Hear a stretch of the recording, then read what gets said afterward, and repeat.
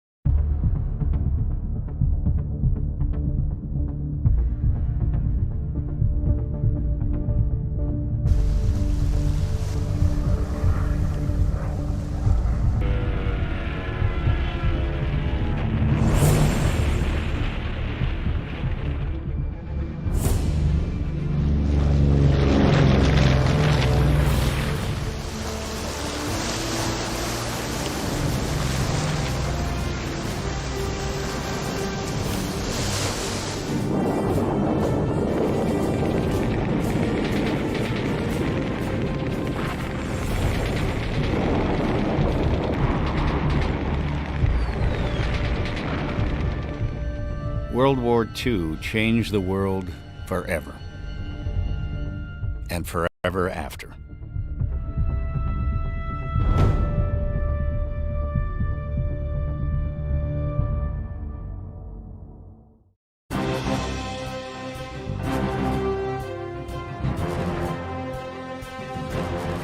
The Fagan Fighters World War II Museum of Granite Falls, Minnesota was created as a tribute to the men and women of the greatest generation, whose incredible sacrifices during World War II won and preserved the freedoms we enjoy today.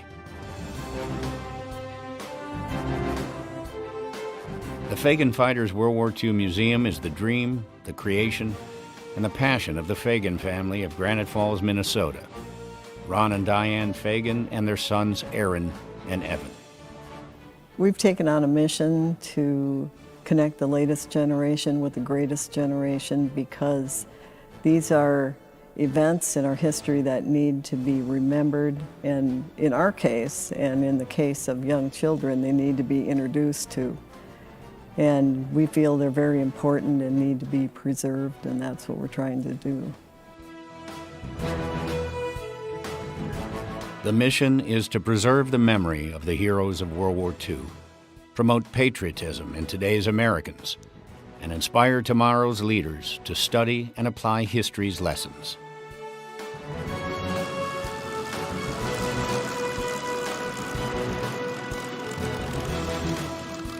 It's not enough that these beautiful airplanes are collected and restored.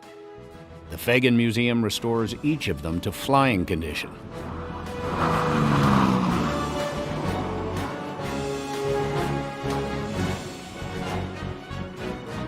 I think with everything at the museum, having stuff operational is important, because people get to see them, how they were used, and get to hear them start up, and it gives people a better perspective of what these machines were capable of and what they look like in the air.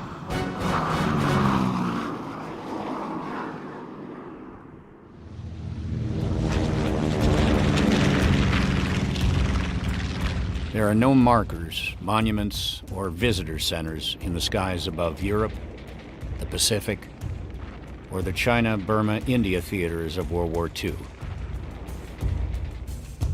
These airplanes are the monuments. They are timeless portals to the courage and deeds of those who gave their all to preserve all that we hold dear.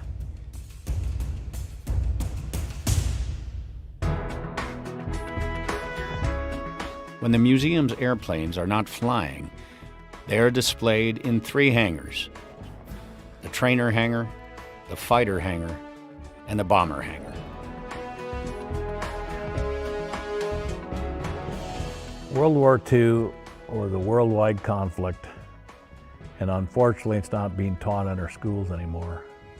But history always has a tendency to repeat itself, so we got to educate the younger generations about World War II.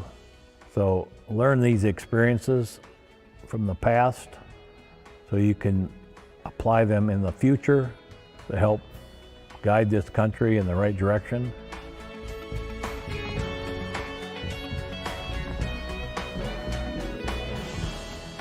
I know the buildings are built to last 250 years. The stories that are contained within these buildings will last just as long. We're connecting some of the battles. The only thing we can connect them with are the ground machines, which many people have a connection to rather than the aircraft.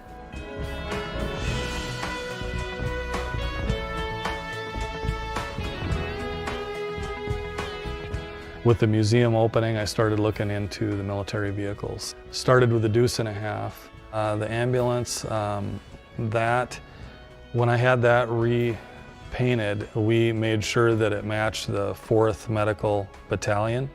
And the 4th Medical Battalion actually were the first ambulances to arrive on D-Day. The ground vehicles all operate fully functional, and we could start them all up and take off and drive them right now.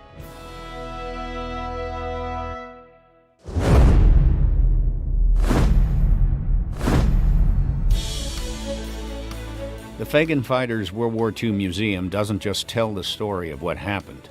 It is dedicated to preserving the stories of those who lived it, telling us how it happened. Veterans and others are invited to the museum to share their stories firsthand.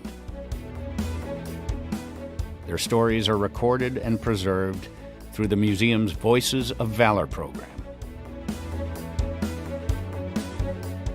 Let's do our museum around my father, Ray Fagan, and his World War II experiences.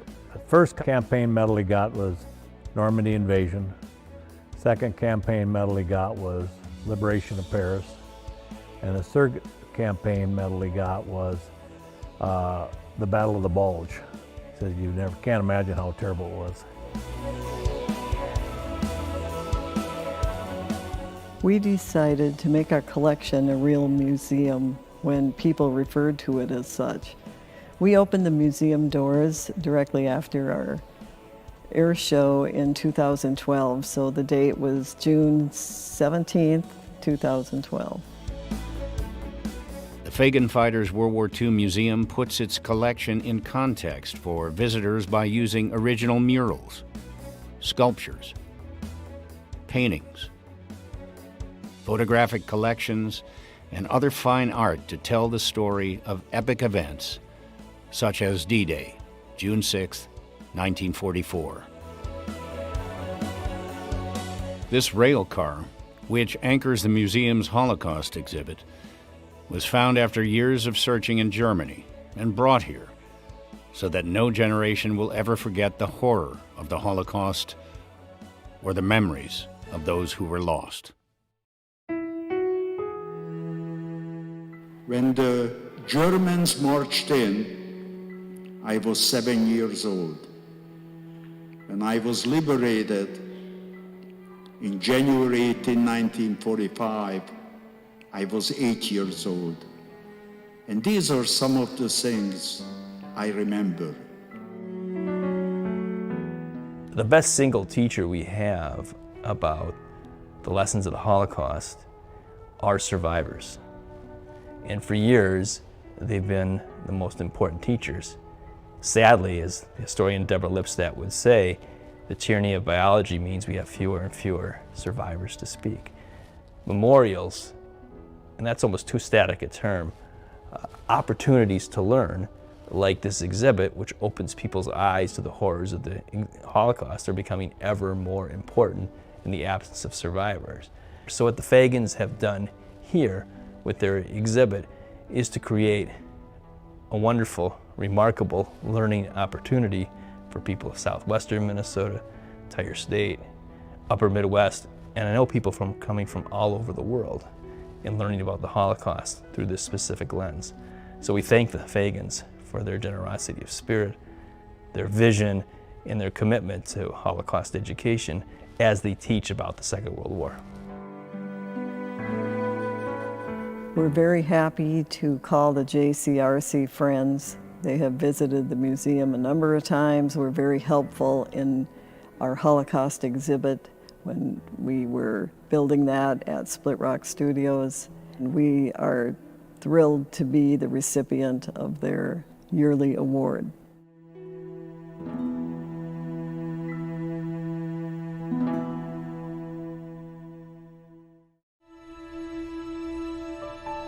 Someday, sooner than we'd like, the headline will read, "Last World War II Veteran Dies." When that day comes, how will we connect the greatest generation with the latest generation? Restoring these things to their original power and function, and capturing the stories of those members of the greatest generation who are still with us, offers not only a portal to the past, but an immortal connection to America's future generations.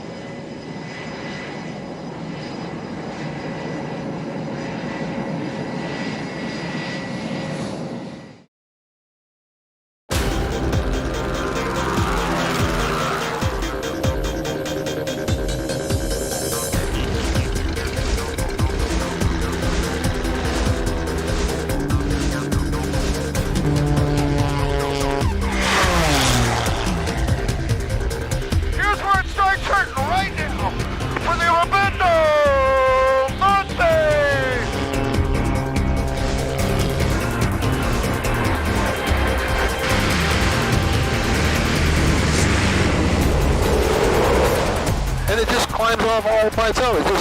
It does it itself. Okay? Yeah, you're right there with me though.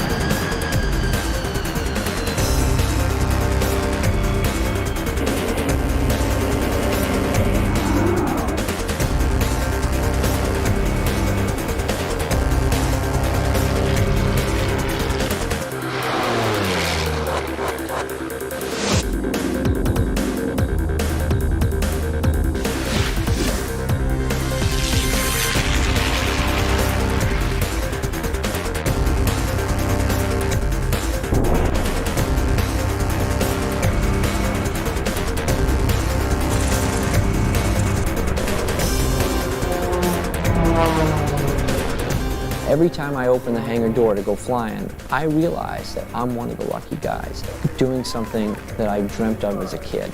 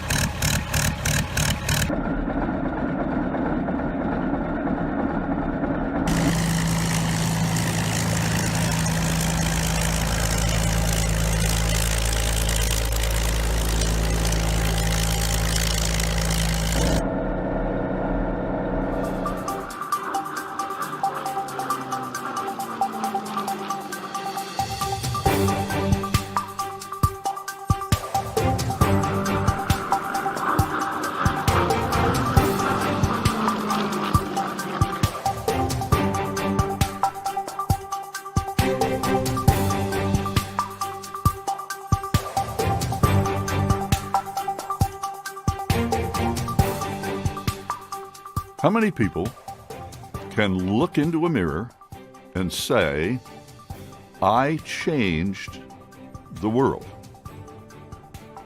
Wilbur and Orville Wright did that, in 1903 with man's first controlled, powered flight.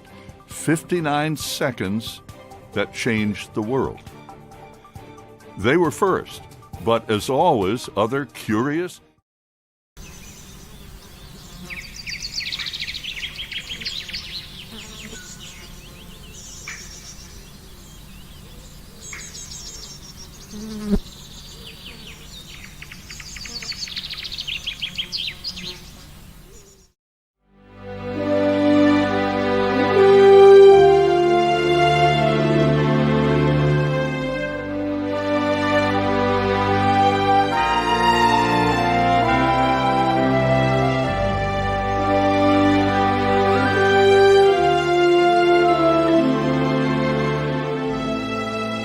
did everything I could to keep flying. Every nickel I made, and I had to work real hard back during those Depression years, and I didn't even know what a depression was. And I'll admit my ignorance, I didn't even know where Pearl Harbor was. Bob Hoover did, indeed, do everything he could to keep flying. Because he did, this stage, which the EAA Warbirds of America constructed to present its popular Warbirds in Review forums, would have to display over 300 different types of airplanes to represent all of the models that Bob has mastered.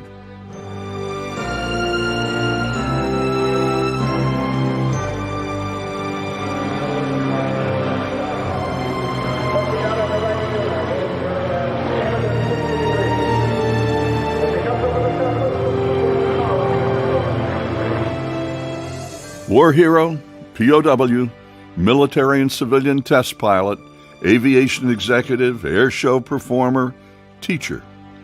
General Jimmy Doolittle called him, quote, the greatest stick and rudder man who ever lived. Bob is a phenomenon. Quite simply, he is an American national treasure.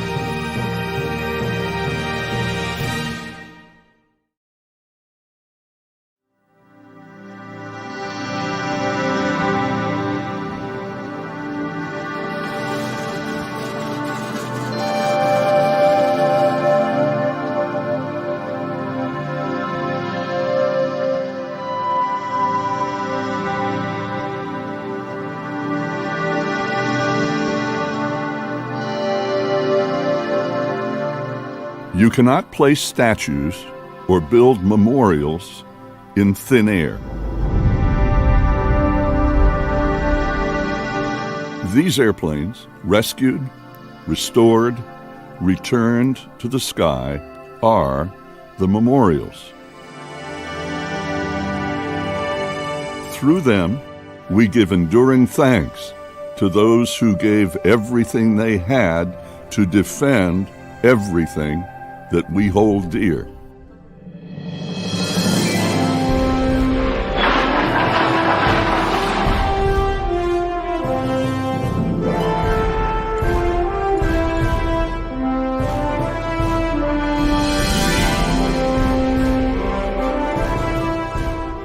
By sharing them, we remind each other of the sacrifice.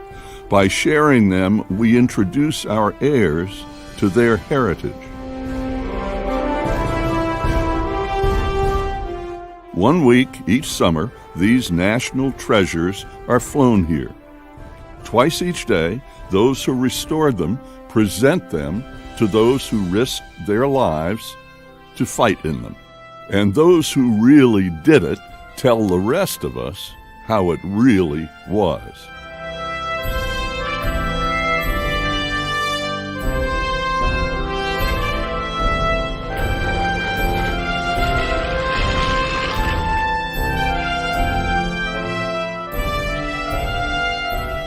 It is a singular series of history lessons that anyone who cherishes liberty ought to see.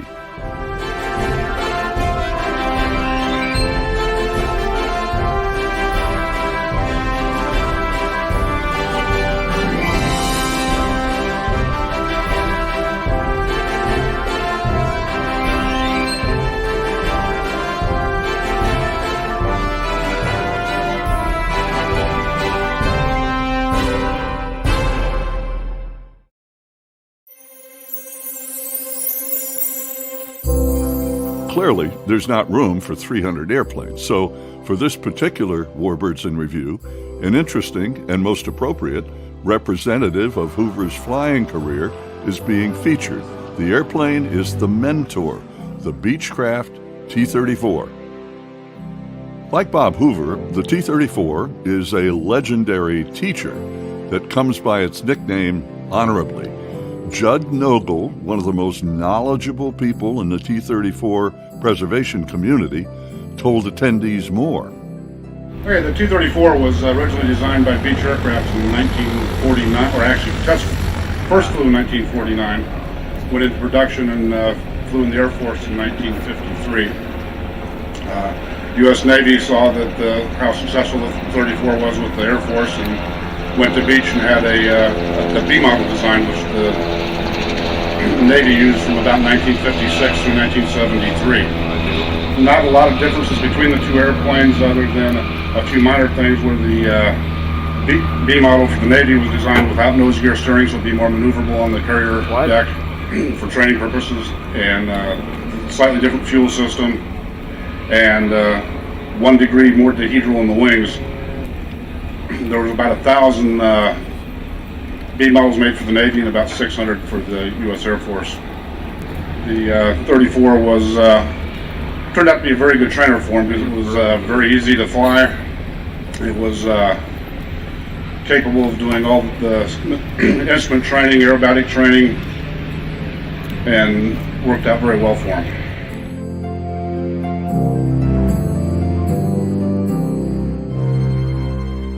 Here in Oshkosh, site of North America's largest annual aviation festival, Bob Hoover has long been the brightest light in a most dazzling galaxy. What many fans have never known is Bob's legendary career almost failed on launch. My first flight in an airplane, I was airsick, and all of my dreams were shattered. And I was 15 or 16 years of age. And I thought, oh God, I'd built model airplanes, I'd dreamed of flying, I'd watched birds fly. My favorite birds were the hawks and the eagles because they could do this with those little feathers on their wingtips and maneuver like mad without flopping their wings to death. And so I thought, I really want to do that. And I had to sit back and say, the dream is gone. And at a young age, I just thought, you've got to overcome it. You've got to do it. Well, when I had first soloed and the instructor turned me loose, I said, I've been sick every flight. I thought I wasn't paying that much attention to you. Showed me how to, I can't fly this thing by myself. He said, the hell you can. I've just had you make 4 landings and you did them all right. Get out, go. And off I went. And of course, like all of you who made that first flight, it was the beginning of a great career. It took me a long time to get over the air sickness, and after I had all the instruction that he could give me, he said, you just got to build up time now until you get the hours, and so I did everything I could to keep flying. And every nickel I made, and I had to work real hard. It was back during those Depression years, and I didn't even know what a depression was. And I'll admit my ignorance, I didn't even know where Pearl Harbor was. And I was in flight training, I'd already been accepted for the Air Force by then, but I also had learned to do aerobatics because there was nobody to teach me, and I got sick with doing anything that was like a turn or steep turn, like a chandelle. And so I had to overcome that sickness. And in doing so, I decided one day, I'm up here, I'm almost upside down, maybe I could just do it all. Scared myself to death going downhill, and went way below where I'd started out. And then I realized you better pick an altitude, like say 2,000 feet, and everything you do, whatever maneuver you start, if you start at 2,000 feet, you can never get close to 2,000 feet. You've got to do whatever you want to do. Well, I challenged myself, and I got a roll down to where I could do it very well. But I did it until it was perfect. Not trying to compete with somebody else, but trying to compete with myself. Do it right, and keep doing it until you can do it accurately. And so I worked at it so hard that I could do a point roll.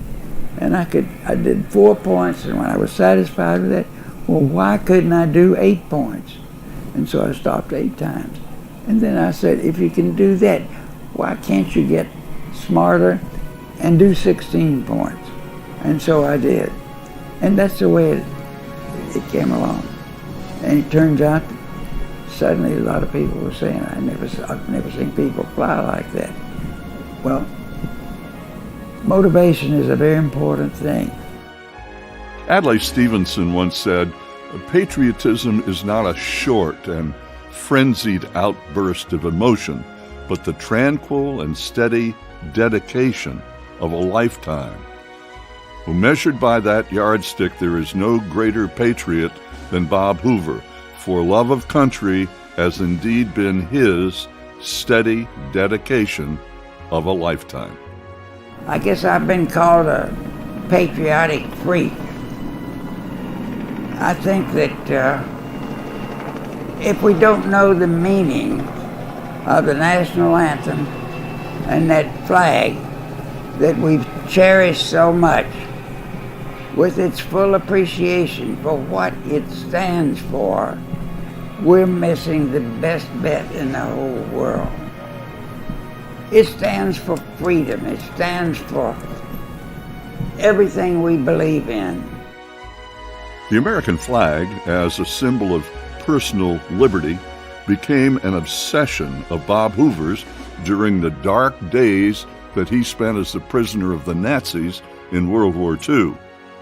And in Germany, it was like a country club because you didn't get mistreated or you didn't get beat up or knocked unconscious unless you tried to escape. And I'm one of the dummies that I thought myself, I'm a patriot, I'm never going to give in to anybody, I'm fighting for our freedom. And when I couldn't see that flag, it made me angry, and it made me want to get out of that place any way I could, or make it as miserable for them to contain me as it could possibly be. And I'll admit, I was beaten up and dragged out unconscious. Some fellow wrote a letter to the VA after the war, and he said, I watched them beat him to unconsciousness and drag him out, and I wondered if he ever survived the war. Well, obviously I did. Well, Bob Hoover eventually escaped from Stalag Luft I. Incredibly, he made his way to a German airfield, stole a German airplane, and flew himself to the Netherlands, which had already been liberated by the Allies. After the war, he was assigned to flight test at Wright-Patterson in Dayton, Ohio, and became a member of an elite cadre of pilots developing a whole new age in aviation, the jet age.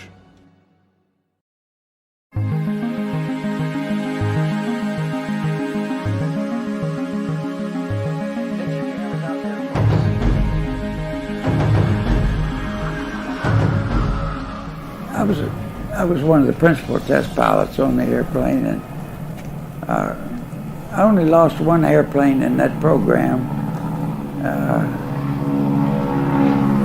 And I might describe to you how I lost that airplane. We were using an F-86 as a test bed for some of the theories that we had about how could we have good controllability if we were able to design and build an airplane that could go supersonic in level flight. And that was to be the F-100. And so they had done the wind tunnel test and tried to figure out the best location for the horizontal stabilizer for the most efficiency in controlling the airplane at supersonic speeds. And I had been on the compressibility program, which I had gotten an enormous education before Chuck Yeager came on board, and who did a magnificent job, incidentally. But I'd been selected for that because on one project I had working on compressibility, which is the airflow breakdown that kept us from ever going supersonic in those early days. And it had to do with the shape of the airfoil, a whole bunch of interferences, where the wing is connected to the fuselage, where the airflow burbles, shakes, and suddenly the airplane starts coming unglued. And of course, in the flight test work before computers, and we didn't have computers in those days, the first thing that would happen would be maybe you'd lose a trim tab, and then the next thing would go with it would be an aileron, and then the next thing would be part of your tail. And then the next thing is you're raining down in pieces or else you're dead. And we were using a P-47 to do this compressibility testing. And they had an electric motor operating a device that we had put on the airplane. It's kind of complicated, I won't bore you with these details, but it was put on the horizontal stabilizer right at the hinge point on the, in front of the elevators. And that was to break down the airflow that was smooth it out supposedly. And I said, I don't want an electric motor. I believe that's what killed old Charlie, and I think I'd have a better chance if you'd give me a manual control thing that I could telescope a rod from the floor and have it in ratchets, so I could just pull so much each time and get so much deflection and so much change of airflow instead of getting it all at once. And so I was doing this. But it went all the way up to the canopy, and I can't raise my arms because of one of my accidents. I broke both shoulders. But it was such that I'd go right up to the top of the canopy there, and I could pull it back like this a little bit at a time and go one ratchet at a time. And there I'd get a smooth breakdown of airflow or change of airflow, and everything was going along fine. And then all of a sudden, I heard the loudest explosion I'd ever heard, and I was unconscious. When I came to, I was about 12 or 13,000 feet, and the airplane was flying along. The engine was sounding good. And I looked down, the instrument panel was down on my ankles, and the wings were bent up about like that on each side. And what happened, the airplane had overheated. This is what happened at Reno a couple of years ago. He went right through blackout stage. I mean, there was such an impact. The high G forces were so great that he was rendered unconscious, and he never gained consciousness before he hit the ground. And in my case, I would have gone in, but the airplane was trimmed just right. And when I came to and I was looking around, I looked at those wings, and they were corrugated, looked like corrugated on a tin roof, you know, just rippled. But the wings had bent up so much that it pulled the up blocks loose, or that hold the landing gear into the wings. And because of that, the gear came out, and when the gear came out, the gear doors came off, and one of the doors hit part of the tail. And so now I had, on one side, no tail, but the airplane was fine. The engine was running good, but everything was down on my ankles. And when I cleared up, and my chase pilot, who was later killed, a good friend of mine, he was in a P-80, so he could fly at about 8/10, and I was seeking .83, and that's what I got, was .83. And it was the whole shape of the airfoil was the reason we couldn't go any faster. It was an airfoil breakdown over the control surfaces and the intersections of all the parts of the airplane that go to the fuselage. But it was an interesting program, and I survived it, and we learned an awful lot from that. Then I was selected for the X1 program, and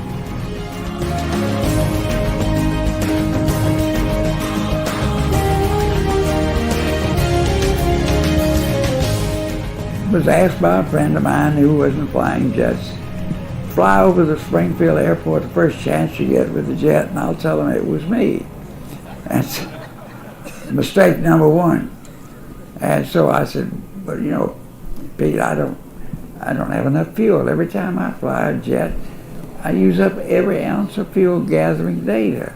And I said, I plan for a dead stick landing on every flight I make, because I'm trying to get the most data out of the amount of fuel I have on board each flight. And if I ever get a chance, I'll do it. Well, this one day I took off, and the weather was where I had to fly to get the smooth air. It was over Lake St. Mary up there in Ohio, and it was too rough. I couldn't get the data. And the data, before computers, you had to have it accurate to know whether you had real data or bum data. It had to plot well on the charts. And you did that with slide rules. Nevertheless, I had no sense I'm wasting my time trying to record it. So I came back, and I had a lot of fuel, and there was a Springfield airport underneath. I'll just make a trip across the upside down. I did. The numbers on the side of the airplane were small, and I never thought anything about it. 2 months went by, and I was elated about being selected for the X1 program. And a new colonel came in, and he said, I just got a letter here saying that somebody buzzed the Springfield airport on such and such a date. Was that you? I said, yes, sir, it was. He said, well, I know 2 things about you. You're honest, because there was only one jet that flew in the whole United States that day, and you were in it. But I also know that you're not responsible. And I don't know who I'm going to select. You've got so much knowledge that nobody else has. I've been working with the Germans who had built their jets and tested them. And so I did have a wealth of accumulated information. And he said, you're going to help him out, you're going to live with him, you're going to fly with him, you're going to be his backup pilot. And I thought, oh boy, you know, there were 16 people in that pyramid of candidates to get to that peak I had made. And now I've lost it all. And I just thought, oh, I don't think some of those guys had the guts to ever do what I've done. And I know they didn't. Well, he called me in 2 months later, and he said, did you ever hear of a Captain Yeager? I said, yes, sir. He said, you're going to be his backup. I'm selecting him. Well, Chuck hadn't even been to the test pilot school. But I'll tell you, he was about as hot a fighter pilot as you could ever hope to see. And he didn't have anybody as competition. the two of us, we flew not all of them, but most of the captured German and Japanese airplanes and evaluated them against one another from a combat tactical viewpoint, trying to see if we could glean any information from our enemy airplanes that could be helpful for our future designs with our jet airplanes. And we found some things, and the Germans were ahead of everybody else in a lot of ways. But Chuck was good. I tell you, we fought in every kind of an airplane you could imagine. It's like my friend Bud Anderson, the two of them flew together during the war, and both were very successful in their combat careers. And Bud has been one of my heroes ever since. Triple ace, and every fighter pilot's dream was to get 5 kills. I never made the grade, but boy, my heart was with them, and they deserve every accolade they will ever get.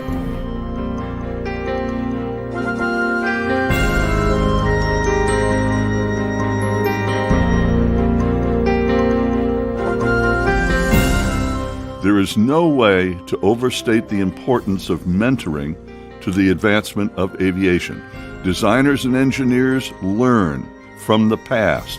They look at existing airplanes through new eyes and ask questions like, what if? And why not? And thankfully, every generation seems to offer up an elite few who have the skill and the willingness to take the new dream, the next imagining, into the air, to learn its character, its surprises, and its secrets.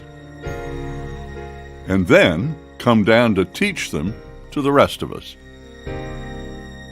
Two of the most legendary mentors in the history of American aviation, the Beechcraft T-34 Mentor and the legendary R.A. Bob Hoover, made a rare joint appearance in a forum called Warbirds in Review.